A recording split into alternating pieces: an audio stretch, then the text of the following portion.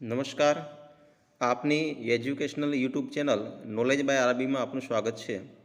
આજે આપણે ધોરણ 12 સંસ્કૃત પાઠ 1 વેદામૃતમ વિશે જોઈશું. જેની પ્રસ્તાવનામાં જોઈએ તો સંસ્કૃત ભાષામાં પ્રાચીનતા અને પ્રમુખતાની દૃષ્ટિએ વૈદિક સાહિત્ય આવે છે.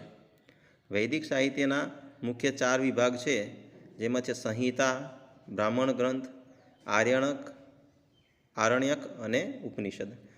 સંહિતા ગ્રંથોમાં વિવિધ મંત્રોનો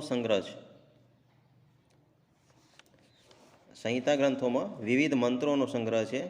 જ્યારે બ્રાહ્મણ ગ્રંથોમાં યજ્ઞયાગ, કર્મકાંડ સંબંધી અને વેદમંત્રોના અર્થો આપવામાં આવેલા હોય છે. આરણ્યક એ ગ્રંથમાં આધ્યાત્મિક અને દાર્શનિક વિચારોને વ્યક્ત કરવામાં આવેલા હોય છે. જ્યારે ઉપનિષદ, કે જેને આપણે વેદાંત કહીએ છીએ, એ વેદાંતમાં જીવ, ઈશ્વર અને બ્રહ્મ વિશેનું ચિંતન આપવામાં આવેલું છે. હવે આપણે પ્રસ્તુત એકમમાં દૈનિક જીવનના પ્રારંભમાં ઉપયોગી બની રહે તે માટે કુલ 4 વિભાગમાં એક પ્રણવાંજલિ, પ્રાર્થના, સંકલ્પ અને વેદોપદેશ, એ 4 વિભાગમાં આપણને આ શ્લોકો આપવામાં આવ્યા છે. આ શીર્ષકથી ઋગ્વેદ, યજુર્વેદ અને અથર્વવેદના કુલ 6 મંત્રો મૂકવામાં આવ્યા છે. જેમાં પ્રથમ પ્રણવાંજલિમાં શું છે, તો પ્રણવાંજલિના 2 શ્લોકો જે અથર્વવેદમાંથી લેવામાં આવ્યા છે. વિદ્યાર્થી મિત્રો, કદાચ પરીક્ષામાં તમારે પૂછાય કે પ્રણવાંજલિના શ્લોકો શેમાંથી લેવામાં આવ્યા છે, તો એ આવશે અથર્વવેદમાંથી. પ્રણવાંજલિના શ્લોકમાં જ્યેષ્ઠ બ્રહ્મને પ્રણામ કરેલ છે. આ પ્રણવાંજલિ મંત્રોમાં રૂપક અલંકારનો ઉપયોગ થયો છે, આ પણ ખાસ ધ્યાન રાખજો. બીજું છે પ્રાર્થના. તો જેમણે પ્રણવાંજલિ સમર્પિત કરી છે તેની સમક્ષ પ્રાર્થના કરતા ઋગ્વેદ અને યજુર્વેદના 2 મંત્રો મૂકેલ છે, જેમાં પ્રથમ મંત્રમાં એકી સાથે 6 બાબતોની અને દ્વિતીય મંત્રમાં મેધાની પ્રાપ્તિ માટેની પ્રાર્થના છે. ત્રીજું છે સંકલ્પ. પ્રાર્થના પછી યજુર્વેદમાં એક સંકલ્પ છે, જે મન કલ્યાણકારક સંકલ્પ કરતું રહે તેવો સંકલ્પ વ્યક્ત કરેલ છે. અને છેલ્લે વેદોપદેશ એ ઋગ્વેદનો મંત્ર છે, જે ઉપદેશાત્મક મંત્ર છે, આપણને ઉપદેશ આપે છે આ મંત્ર.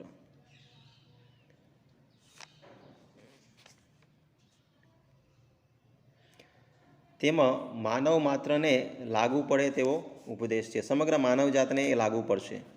આ દરેક મંત્રો આપણા દૈનિક જીવનનો ભાગ બની રહે તેવો ભાવ છે, જેમાં કોઈ વ્યક્તિ, જાતિ કે સ્થળ અને કાળનો ભેદ જોવા મળતો નથી. એટલે કે આ મંત્રો જે છે એ દરેક વ્યક્તિને, દરેક જાતિના કે સ્થળ કે કાળ એનો ભેદ જોવા મળતો નથી. એટલે કે દરેકને લાગુ પડે છે.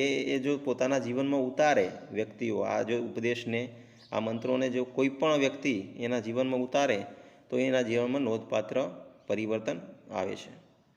હવે પ્રણવાંજલિ આપણે જોઈએ એના પહેલાં સેજ આપણે પ્રાથમિક ખ્યાલ લઈ લઈએ કે જે આ વેદ મંત્રો છે, વૈદિક મંત્રો છે, અને વૈદિક મંત્રોનો વિશિષ્ટ રીતે ઉચ્ચાર કરવો પડે, એમને એમ ઉચ્ચાર ન થાય. બરાબર છે. આમ તો આ વૈદિક મંત્રોનો શાસ્ત્ર તો એમ કહે છે કે વૈદિક મંત્રના ઉચ્ચારમાં ભૂલ થાય તો પણ આપણને દોષ લાગે.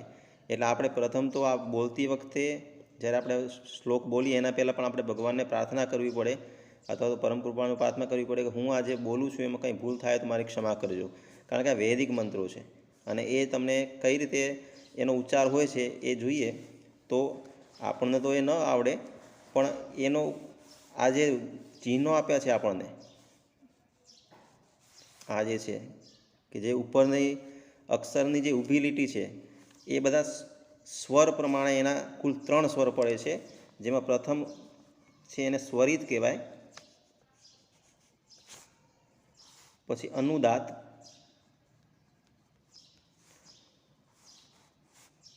અને ઉદ્દાત. અનુદાત અને સ્વરિત, આમ તો એ રીતે પણ આવી શકે. હવે સ્વરિતમાં જે આ ઊભી લીટી છે, અક્ષરની ઉપર જે ઊભી લીટી છે આવી, એ આ સ્વરિત છે. બરાબર છે. પછી અક્ષરના નીચે જે આ લીટી આવેલી છે, દરેક અક્ષરના નીચે અમુક અક્ષરે લીટી આવેલી છે, એને અનુદાત કહેવાય. અને જ્યાં કોઈ લીટી કરેલી જ નથી, તમે જુઓ તો યના નીચે ક્યાંય લીટી નથી, આ રી કે ક્ષ ત્યાં, તો એને કહેવાશે ઉદાત્ત. ખ્યાલ આવ્યો? સ્વરિત કે જે ઊભી લીટીવાળા છે એ બધા સ્વરિત કહેવાય સ્વર. પછી જે નીચે લીટી છે એને અનુદાત કહેવાશે, અને જેની કોઈ નિશાની નથી એને આપણે સ્વરિત કહીશું. અને એ જે છે એ નિશાનીઓ છે ને એના આધારે એને આરોહ અવરોહ પ્રમાણે ઉચ્ચાર કરવાનો હોય છે. બરાબર છે? આ તમને એક પ્રાથમિક ખ્યાલ આપી દીધો છે. હવે પ્રમાંજલિનો પ્રથમ શ્લોક જોઈએ તો યશ્ય ભૂમિ પ્રમાંતરિક્ષમુતોદરમ દિવમ યશ્ચક્રે મૂર્ધાનમ તસ્મૈ જ્યેષ્ઠાય બ્રહ્મણે નમઃ. હું ફરીથી તમને યાદ કરું મિત્રો કે ખરેખર આ જે હું ઉચ્ચાર કરું છું, જે બોલું છું, એ રીતે આ શ્લોકોનો ઉચ્ચાર ન થાય. એ જેમણે આ સ્પેશિયલ સંસ્કૃત સાથે બ્રાહ્મણો જે પદપાઠ કરે છે એમને જ આ વધારે ખ્યાલ આવે. બરાબર છે? આપણે ફક્ત ભણવાનો આશય છે એટલે આપણે સરળતાથી આ ભણીએ છીએ, અને એવો ઉચ્ચારની આપણને અત્યારે જરૂર પણ નથી. ભગવાનને જ્યારે પ્રાર્થના કરતા હોઈએ ત્યારે આપણે એ રીતે ઉચ્ચાર કરવો પડે. તો યશ્ય ભૂમિ પ્રમાંતરિક્ષમુતોદરમ દિવમ યશ્ચક્રે મૂર્ધાનમ તસ્મૈ જ્યેષ્ઠાય બ્રહ્મણે નમઃ. હવે એનો અન્વય લઈએ તો ભૂમિ યશ્ય પ્રમા અંતરિક્ષ ઉદરમ ઉતઃ યદિવમ મૂર્ધાનમ ચક્રે તસ્મૈ જ્યેષ્ઠાય બ્રહ્મણે નમઃ. તો અહીંયા તમને શ્લોકોના અર્થ આપેલા છે, શ્લોકોનો અર્થ પણ આપ્યો છે, ને જે શબ્દો છે એના પણ અર્થ મેં લખીને આપેલા છે જેથી તમને સરળતા રહે સમજવામાં. તો એનો અનુવાદ લઈએ તો ભૂમિ જેના યથાર્થ જ્ઞાનનું સાધન છે, અંતરિક્ષ ઉદર છે, તથા ધુલોકને જેણે મસ્તક પર ધારણ કર્યા છે તે જયેષ્ઠ બ્રહ્મને અમારા નમન થાવ. તે જયેષ્ઠ બ્રહ્મને અમારા નમન થાવ. તો અહીંયા આપણે લઈએ તો યશ્ય ભૂમિ પ્રમા એટલો જ શબ્દ લેવાનો છે. જો ભૂમિ યશ્ય પ્રમા, યશ એટલે જેના, પ્રમા એટલે યથાર્થ જ્ઞાનનું સાધન. તો ભૂમિ જેના યથાર્થ જ્ઞાનનું સાધન છે, અંતરિક્ષ ઉદરમ અને અંતરિક્ષ ઉદર છે, ઉતઃ એટલે અને ય એટલે જેણે દિવમ મૂર્ધાનમ ચક્રે એટલે બનાવ્યા છે અથવા ધારણ કર્યા છે. તો ધુલોકને જેણે મસ્તક પર ધારણ કર્યા છે, તસ્મૈ જ્યેષ્ઠાય બ્રહ્મણે નમઃ. તે જ્યેષ્ઠ બ્રહ્મને અમારા નમન થાવ. તસ્મૈ જ્યેષ્ઠાય બ્રહ્મણે નમઃ. તસ્મૈ એટલે તે જ્યેષ્ઠ બ્રહ્મને અમારા નમન થાવ. તો આ જે પ્રથમ શ્લોક છે એમાં મંત્રના દ્રષ્ટા ઋષિએ સમગ્ર સૃષ્ટિમાં વ્યાપી રહેલા જ્યેષ્ઠ બ્રહ્મને પ્રણામ કર્યા છે. જે ચર અચરમાં સમગ્ર જગ્યાએ વ્યાપ્ત છે એ જ્યેષ્ઠ બ્રહ્મને. આપણે ભગવાને ગીતાજીમાં પણ કહ્યું છે કે હું સ્થળ ને ચર ને અચર બધે જ છું. તો એ અર્થમાં અહીંયા આપણે લઈએ કે જે આ પૃથ્વી પર અહીંયા જે પરમ તત્વ વ્યાપીને રહેલું છે એ જ્યેષ્ઠ બ્રહ્મ.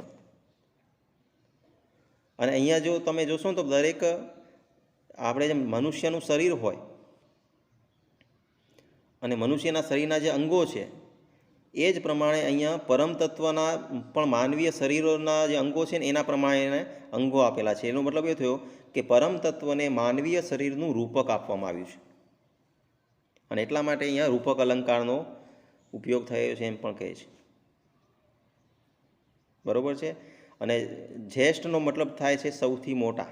જ્યેષ્ઠ એટલે મોટા થાય, પણ અહીંયા ગુણની દ્રષ્ટિએ જોઈએ તો ઉત્તમ અને સૌથી શ્રેષ્ઠ એવો અર્થ પણ કરી શકાય. ફરી એક વખત આપણે અનુવાદ લઈ લઈએ તો ભૂમિ જેના યથાર્થ જ્ઞાનનું સાધન છે, અંતરિક્ષ ઉદર છે, ધુલોકને જેણે મસ્તક પર ધારણ કર્યા છે તે જ્યેષ્ઠ બ્રહ્મને અમારા નમન થાવ. હવે આગળ શ્લોક લઈએ. યસ્ય સૂર્ય ચક્ષુશ્ચંદ્રમાશ્ચ પુનર્નવ અગ્નિમ યશ્ચક્રયાસ્યમ તસ્મે જ્યેષ્ઠાય બ્રહ્મણે નમઃ. તો અન્વય લઈએ આપણે.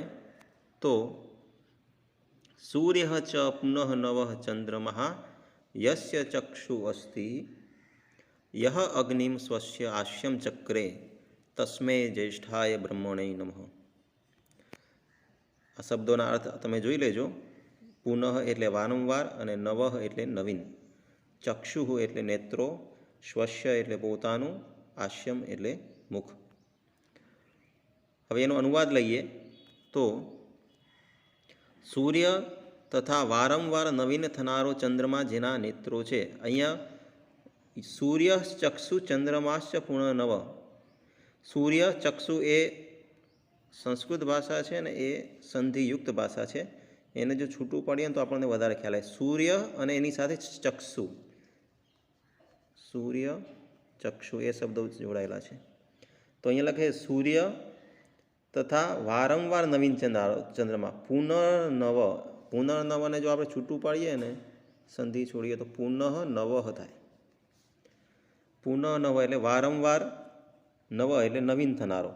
વારંવાર નવીન થાય એટલે શું? તો આપણને એમ કહી શકાય કે જે એમ સૂરજ ચંદ્ર છે એ એકમથી કરી અને પૂનમ સુધી સુદમાં વધે અને પૂનમથી અમાસ સુધી ધીમે ધીમે ઘટે. એટલે દરરોજ એ નવીન હોય, એકને એક સ્વરૂપ એનું રહેતું નથી, ફેરફાર થાય છે. એટલા માટે અહીંયા મંત્રદ્રષ્ટા ઋષિએ પુનર્નવ એવો શબ્દ વાપર્યો છે. વારંવાર નવીન થનારો ચંદ્રમાં. બરાબર છે. તો આટલાનું ભાષાંતર સરળ થઈ જાય. જુઓ કે સૂર્ય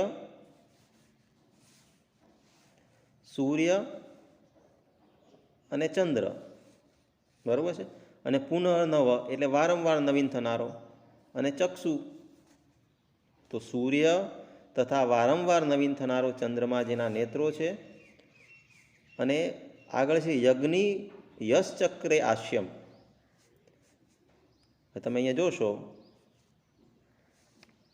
આપણે આગળ જ વાત કરીએ હમણાં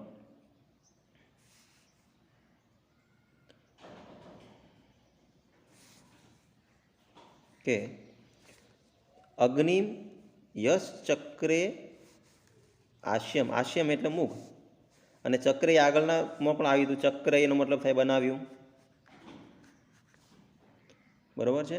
તો અગ્નિને પોતાનું મુખ બનાવ્યું છે. તસ્મે જ્યેષ્ઠાય બ્રહ્મણે નમઃ. તે જ્યેષ્ઠ બ્રહ્મને અમારા નમન થાવ. બરાબર છે. તો આ રીતે આપણે પ્રણવાંજલિના 2 શ્લોકો થશે. હવે આગળ લઈએ પ્રાર્થના.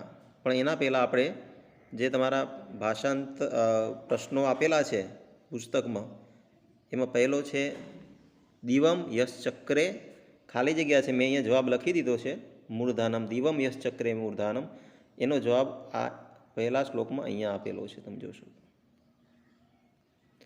દિવમ યશ ચક્રે મૂર્ધાનમ. બરાબર. ધુલોકને જેણે મસ્તક પર ધારણ કર્યું છે. દિવમ યશ ચક્રે મૂર્ધાનમ.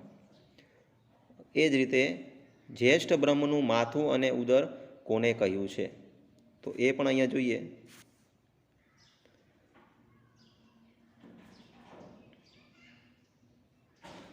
અંતરિક્ષ ઉદરમ,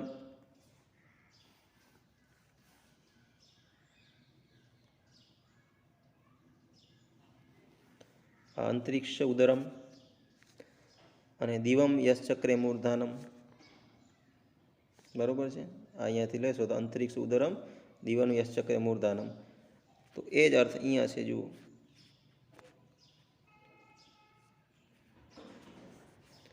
કે જ્યેષ્ઠ બ્રહ્મનું માથું અને ઉદર કહ્યું છે. જ્યેષ્ઠ બ્રહ્મનું માથું દ્યુલોકને અને અંતરિક્ષને તેમનું ઉદર કહ્યું છે. હવે આગળનો શ્લોક લઈએ પ્રાર્થનામાં. ઇન્દ્ર શ્રેષ્ઠાની દ્રવિણાની દેહી ચિત્તિમ દક્ષસ્ય સુભગત્વમસ્મે પોષમ રણીણામ અરિષ્ઠિમ તનૂનામ સ્વાત્માનામ વાચ સુદિનત્વમ મહ્યમ. આ ઋગ્વેદનો શ્લોક છે, જેનો અન્વય લઈએ આપણે. તો ઇન્દ્રદેવ અસ્મે શ્રેષ્ઠાની દ્રવિણાની દેહી, તો અહીંયા જુઓ, હે ઇન્દ્રદેવ, અમને અતિશય ઉત્તમ પ્રકારના ધન આપો. અમને અતિશય ઉત્તમ પ્રકારના ધન આપો.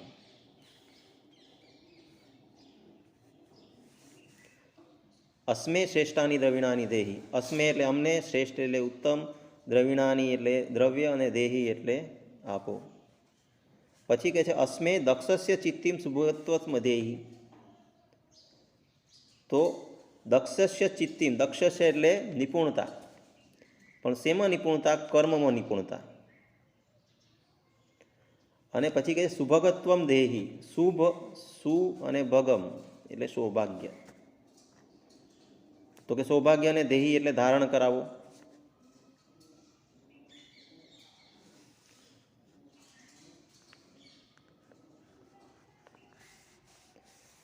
બરોબર છે.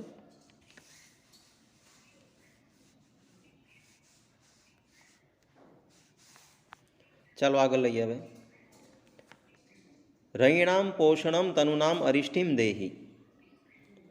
રયિણામ એટલે ધનની વૃદ્ધિ, પોષમ એટલે વૃદ્ધિ, તનુનામ અરિષ્ટિમ દેહી. તનુ એટલે શરીર, તન, અને અરિષ્ટિમ એટલે નિરોગીતા.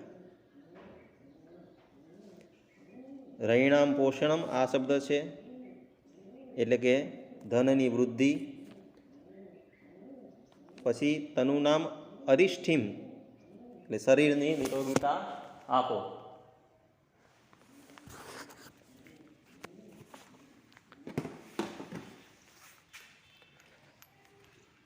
વાચ સ્વાત્માનામ અહ્યમ સુદિનત્વમ.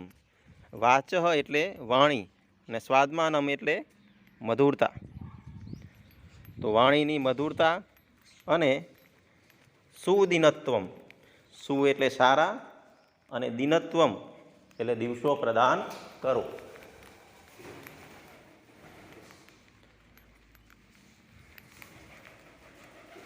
ઇન્દ્રદેવ, હવે એનું ભાષાંતર લઈએ ફરીથી. તો ઇન્દ્રદેવ, અમને અતિશય ઉત્તમ પ્રકારના ધન આપો, કર્મ નિપુણતાની પ્રસિદ્ધિ તથા સૌભાગ્યને ધારણ કરાવો, ઐશ્વર્યની વૃદ્ધિ તથા શરીરની નિરોગીતા આપો, અમને વાણીની મધુરતા અને સારા દિવસો પ્રદાન.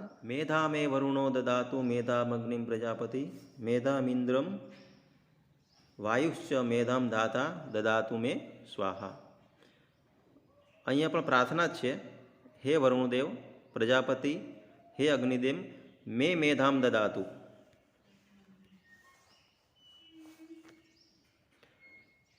અહીંયા મેધામ દદાતુ શબ્દ મહત્વનો છે. આખા શ્લોકમાં આપણને એ જ યાદ રાખવાનું છે ખાસ. બાકી તો બધા દેવોના નામ જ છે. હે ઇન્દ્રદેવ, હે વાયુ ચ દાતા દેવ, મેધામ દદાતુ, છેલ્લે અંતે આવે છે સ્વાહા. બરોબર છે.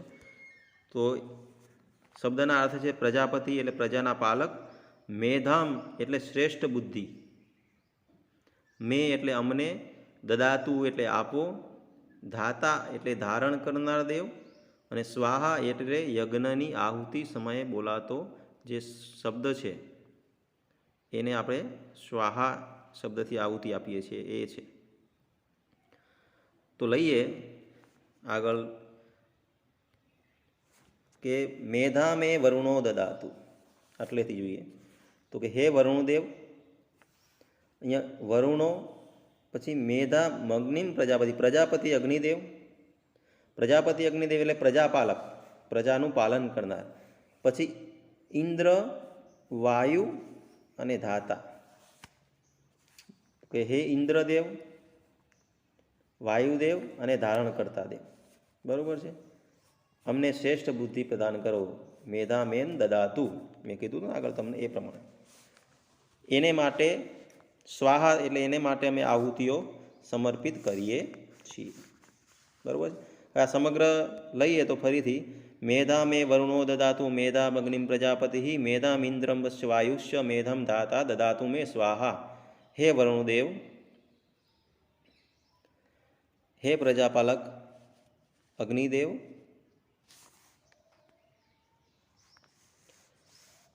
હે વરુણદેવ, હે પ્રજાપાલક અગ્નિદેવ, મેધા મે દદાતુ, અમને ઉત્તમ બુદ્ધિ આપો. હે ઇન્દ્રદેવ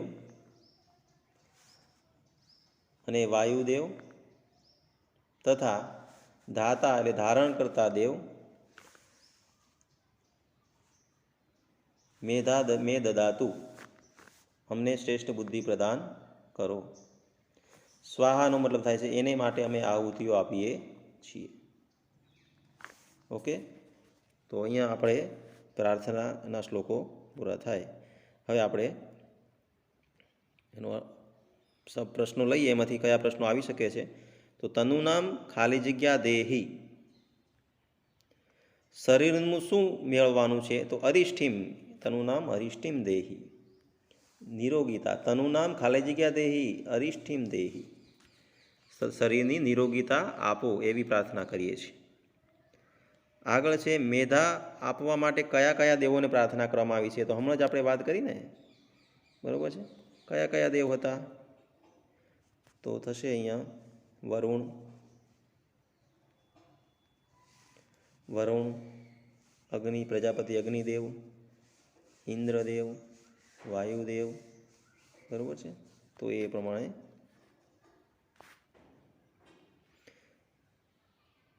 મેધા એટલે શુદ્ધ બુદ્ધિ આપવા માટે વરુણદેવ, પ્રજાપતિ અગ્નિદેવ, ઇન્દ્રદેવ અને વાયુદેવને પ્રાર્થના કરવામાં આવી છે.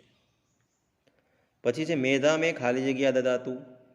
તો જો ચાર દેવનું જે છે એને આપણે કોઈ પણ રીતે પ્રશ્ન પૂછીએ તો આપણે ઓપ્શનમાં કોઈ પણ દેવ રાખ્યા હોય, એક આ ચારમાંથી કોઈ પણ એક દેવ હોય તો આપણે એનો જવાબ આ રીતે આપી શકાય. મેધા મેં ઇન્દ્રમ દદાતુ, ઇન્દ્ર દદાતુ, મેધા મેં વરુણો દદાતુ, મેધા મેં અગ્નિ દદાતુ, મેધા મેં વાયુ દદાતુ. હવે આવશે સંકલ્પ એટલે સારો વિચાર. સુસારથી રસ્વાનિવ યન્મનુષ્યાને નિયતે અભિશુભિવાજીન ઇવ હૃદ પ્રતિષ્ઠમ યદ જીરમ જવિષ્ઠમ તન્મે મનઃ શિવ સંકલ્પ મસ્તુ. અહીંયા આપણું મન સારા સંકલ્પવાળું થાય, શુભ સંકલ્પ કરે એના માટેનો સંકલ્પ કરવામાં આવે છે, પ્રાર્થના કરવામાં આવી છે. એનો અન્વય લઈએ. યત સુસારથી અશ્વાન ઇવ અભિશુભિવાજીન ઇવ મનુષ્યાને નિયતે યદ હૃદ પ્રતિષ્ઠમ અજીરમ જવિષ્ઠમ તત મે મનઃ શિવ સંકલ્પ અસ્તુ. સુસારથી એટલે સારો સારથી, ઈવ એટલે જેમ.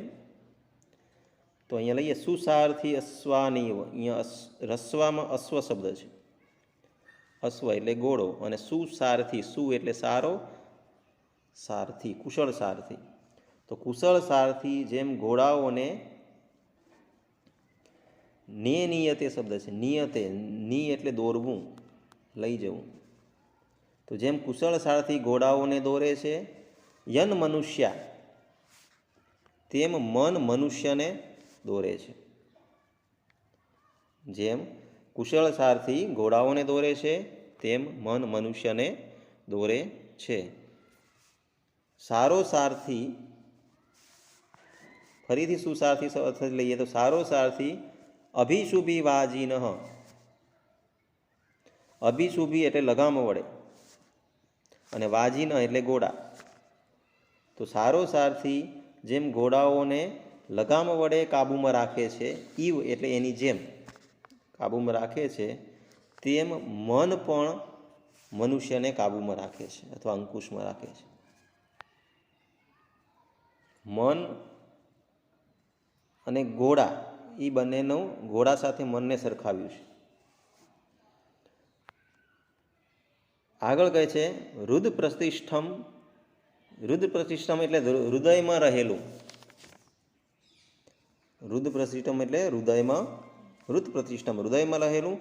યદ જીરમ જે જીર્ણ ન થાય તેવું, જે જીર્ણ ન થાય તેવું એટલે કે સર્વદા યુવાન. અને જવિષ્ઠમ એટલે અતિશય વેગવાન. મનને અતિશય વેગવાન એટલા માટે કહ્યું છે કે મન ધારે તો હમણાં અત્યારે હાલના સમયમાં તમારું મન પણ અમેરિકા પહોંચી જાય, એટલું વેગવાન છે. મેં અમેરિકા શબ્દ બોલ્યો એટલે તમારું મન અમેરિકા પહોંચી જ ગયું હશે.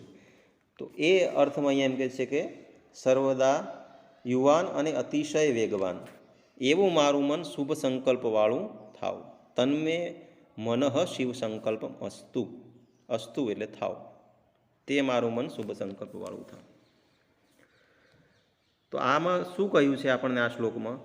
તો સારા વિચાર કરીને થનાર કાર્ય હંમેશા પુણ્યકાર બને છે, અને અશુભ વિચાર કરો તો એ હંમેશા પાપ કર્મ બને છે.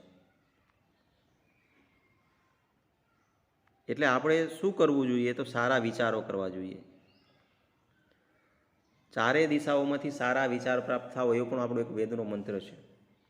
અને હમણાં મોટિવેશનલ જે સ્પીકરો છે એ પણ શું કહે છે? બધું મનની શક્તિ ઉપર જ છે, અને એમ જ કહે છે કે હકારાત્મક વિચારો.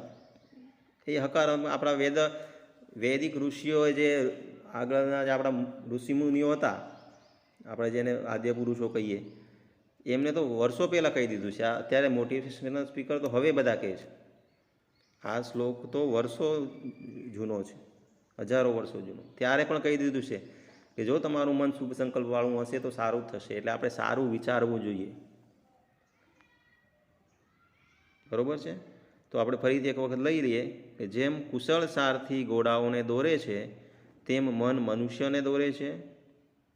સારો સારથી જેમ લગામથી ઘોડાઓને કાબૂમાં રાખે છે તેમ મન મનુષ્યને કાબૂમાં રાખે છે, અંકુશમાં રાખે છે એમ પણ કહી શકાય. હૃદયમાં રહેલું જે સર્વદા યુવાન અતિશય વેગવાન છે તે મારું મન શુભ સંકલ્પવાળું થાવ. હવે માનવસ્ય મનઃ કીદૃશમ વર્તતે, તો હમણાં જ કહ્યું કે ક્યાં હોય છે? તો કે હૃદય પ્રતિષ્ઠમ. માનવનું મન કેવું છે? તો માનવનું મન સર્વદા યુવાન અને અતિશય વેગવાન એવું છે. માનવનું મન જીર્ણ ન થનાર એટલે કે સદા યુવાન અને અત્યંત વેગવાન છે. આ શ્લોકમાંથી આ બે પ્રશ્નો આવી શકે. છેલ્લે આવ્યું છે વેદોપદેશ. વેદનો ઉપદેશ. મોગમ અન્નમ વિંદતે અપ્રચેતા સત્યમ બ્રવીમી વદ ઇતસ્ય નાર્યમણમ પુષ્યતિ નો સખાયમ કેવલાદ્યો ભવતી કેવલાદી. એનો અન્વય લઈએ તો અપ્રચેતા મોગમ અન્નમ વિંદતે સત્યમ બ્રવીમી તસ્ય વદ ઇત અમરણ્યમ ન પુષ્યતિ નો સખાયમ કેવલાદી કેવલાદ્ય ભવતી. અહીંયા અપ્રચેતા એટલે જેને દાન કરવાનો વિચાર આવતો નથી.